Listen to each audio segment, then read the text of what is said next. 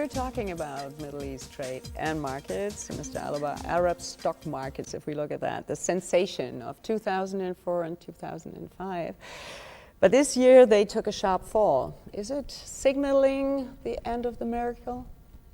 I think it's signaling the beginning of the miracle. I think you look at the markets or you look at the economies in the region, they're all young, they're all new. They've got a number of public companies is relatively very, very small, but governments are all opening up. You've got a lot of activities in the economies that are all growing at 5, 6, 7. You have public companies that are performing with record. But you know what? Investors are all learning how to deal with this.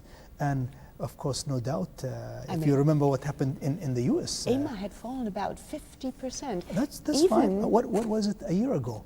I mean, the growth was still about 100%, so there's still a gain of 50%. But what I'm trying to say is that these are young markets, young investors. They go through the learning process. And unfortunately, sometimes, and if you go back to the States or you go to Asia, a lot of economies have gone through that, while companies are performing extremely well. Economies are performing extremely well.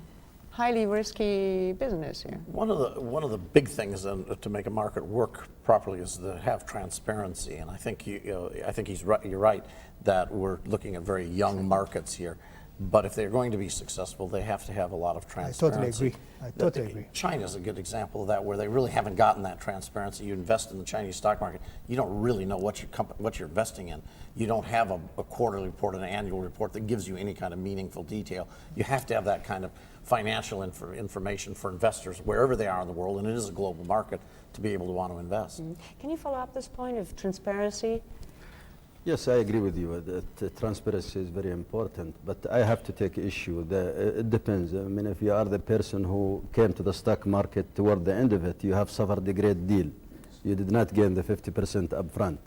So there are people who really have suffered a great deal in the stock market. Now, sure, there are now reforms regarding governance, regarding transparency, and it is going. But I think this loss of confidence is going to take a while before it can be restored. I think once you lose confidence in a market, it takes a while before you rebuild it. Okay, transparency is one point. Another is the question why many Arab countries, I mean also including Saudi Arabia, impose big barriers to foreign investment. You know, we were talking about the barriers that the United States brought up, but on the other hand, there are also a lot of Arab countries who put up these barriers. Why? Saudi Arabia is really reducing barriers toward investment. And if you look at our index for competitiveness and for attracting investment, Saudi Arabia have jumped to number 23 in the most attractive countries for investment in just recently. So that could not have happened without some efforts on our part to attract investment and make it easier in terms of regulations, in terms of transparency, in terms of governance and what have you. Then if we look at the question of aid, if we look at the question of investments, Mr. Rachid, it still comes up to the question of insecurity in the region. Why there are not more investors than they are here already. Do you think this is really the main problem for the region?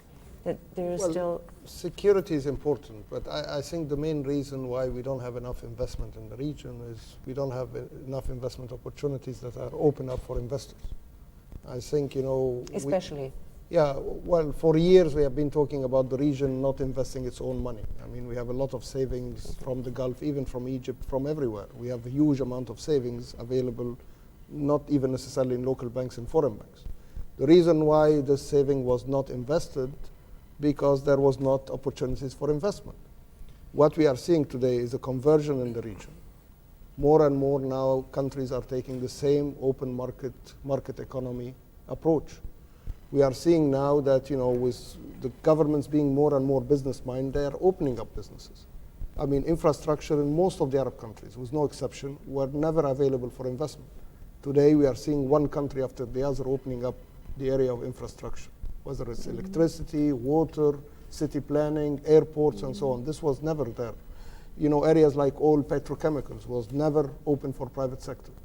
Many, many areas, field of investment. I mean, there was always that limited part. Trading, a bit of tourism, a bit of real estate, light industry. That was the trend, 10, 15 years ago. Today, I think we have now progressive, liberal-minded governments all around the region that are opening up, and they're absorbing money, and they're absorbing investment. I mean, we are seeing investment from the region in really very, very significant sums just flowing from one country to the other now, in all direction. And we are expecting more of that in the years to come. But I personally believe, and there are here two businessmen, three, I'm sorry, I'm a businesswoman, from the region to tell us. I think the biggest, impediment for investment in the past and the biggest attraction today is an investment opportunity. Not long ago, King Abdullah of Jordan described the Middle East as a bunch of isolated productions, islands of production, but all isolated. And I think that's one of the key problems in the Middle East is the lack of integration, the lack of the globalization hasn't reached here in the way the integration that you've had in Asia or that you've had obviously in the European Union. There, I think that's a key thing. The That's integration really before going out, like with the really got to WTO, happen. like Saudi Arabia. Trading with each other. The intra-trade. There's very little intra-regional trade here. Why did it take so long with this regional trade? That's a good question. I think I need some help It with that. sounds so I'll easy to say do simple. this, but I why? think if you have accountable governments that are responsible for the well-being of their people, they will have to modernize. They'll have to put in policies where the economy must do well, must create jobs. So as a result, you really have to open up. And when you open up, you're dealing with the global players. Global players need internationally accepted methods, systems, rules, regulation. So unfortunately, it has started from the government process where everything is under control and nobody can question. And that's have changed. And the great news is that if we have this program 12 months from today, I promise you, the change that you will see, because I operate in 12 countries, and the change that I see on an every 6-month basis is amazing. I'm so optimistic. But that's the biggest factor now that we are seeing improvement on regional trade and regional investment, that there are companies like Amar existing. And there are in every country now a few of those. Starting the reason in Egypt, why, by the way. Yeah, of course. The reason why we didn't have inter-regional trade, inter-regional investment is we did not have players. We had the field ready, but there were no players. The government are not good investors. Today we have Mohammed Mahdi's company investing in many places in the region. Al-Abbar is investing. Many Kuwaiti companies are investing. A big number of Egyptian companies are investing. 80% of their target now is outside of their own countries. They look at the region. They don't look at countries anymore. This leads automatically to the question of the high unemployment rate in the region. If we are talking about these success stories, if we are talking about more and more regional trade and development here, then we have to ask, why is the unemployment rate so high in the region? Still, Saudi Arabia, for example, high unemployment rate. How can that be? Well, one of the problems is really the type of people that have been, graduated from universities are not exactly the type of people that can be utilized readily into our types of industries. For example, we need chemical engineers, mechanical engineers, accountants, and universities in the past were really educating people in different disciplines, for example, geography, history, and these people cannot be utilized.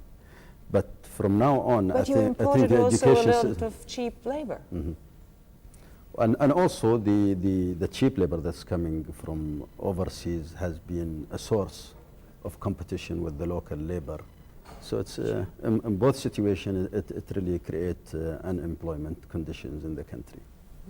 If we look at Emar, you work also with a lot of people coming from overseas, a lot of people who now demonstrated and said, hey, our conditions are really not the best ones, to put it in a friendly way.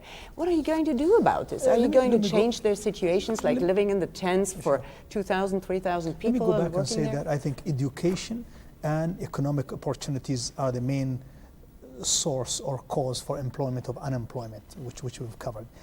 We as a company, we don't really hire laborers directly because we are in the business of development, which means we deal with contractors in Morocco, contractors in India, if we have a project in India, and contractors in Dubai. Now, the only issue lately the media have been, I think as a result of Dubai becoming a brand in the world after the DP World story, there's a lot of focus, unfairly focus on Dubai, and that's fine, where they start talking about the labor issue. The government in Dubai is so serious about looking after laborers to a point that it's getting to be a very disgusted issue for looking after the welfare of laborers and their rights. And I assure you that the government Would you say that has changed? Is there a consciousness now for to be this, honest with you, it has never been an issue. But there was a small, I mean, I remember, for example, there was a demonstration because the people who should be transported from the construction site, the bus was late half an hour. And again, you know, these are small issues. But what I'm trying to tell you is that I think it was way out of line. The whole thing got dramatized. The government is so serious, anybody can check, so serious about this matter. And I really don't think it was that big of a deal, unfortunately, you know, in my views. Let me ask you, Mr. Ahmadi, once more, if we look at the oil price, and I mean, if we have the petrochemical industry here in our round there, we have had a price per barrel by $20, $25. Now we have around $70. What are you doing with this $50 extra you're getting? I mean, did you put them really, where did you disguise this? We're producing more oil for the world, you know. The Saudi Arabia makes even more money for you. Taking it from 10 million barrels per day to some like 15 millions by... Yeah. Makes a nice bank account for Saudi Arabia. In the energy sector, there is a huge investment, you know, to reinvest the money and make more energy available to the world. Secondly, we are building more refining, we are building more petrochemical, more steel plants, more education, more infrastructure for the public. Okay. So this money is being replowed into the economy to make more opportunities for the people. Will this extra money, we were talking about the oil price, we were talking about the developments that you pointed out. We have sometimes the impression, when will this filter down to the Arab Street? You know, when will it come there? Well, first of all, it will filter down. It will, because first of all, I think what is happening today in the Arab world, as I said, is moving in the right direction. I mean, we had in the past, most of the economies were state-controlled, and today we have a completely different system. We have the private sector leading all the investment in all the countries.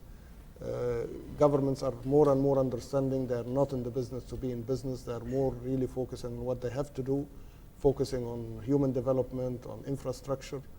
But we need to understand also that this region have not been a lucky region. Yes, we have the oil, we have a lot of money around, but we also have this very tough, 50 years that we have been gone through, whether it's the Palestinian problem, the Iraqi-Kuwaiti problem, the Iraq war at the moment, the Iranian situation, the Lebanese war. I mean, if you look at this region, there have been billions and billions of pounds which have been spent for one reason or another in the wrong direction. Mm-hmm. And we are hoping that, this is something we need, it's, of course, we are all talking about business here. But at the end of the day, as business, we need to worry also about the environment we are operating in. And this is one of the biggest worries that all of us have, that we want to see that the next phase or the next decades coming, really, all these young people coming out of this region will have the benefit, like the rest of the world, to live in peace and freedom. Okay, we're talking about sustainability, and we're talking about a very important point in a minute, that you just said that the Palestinians, and these are the poorer areas of this region. Stay with us.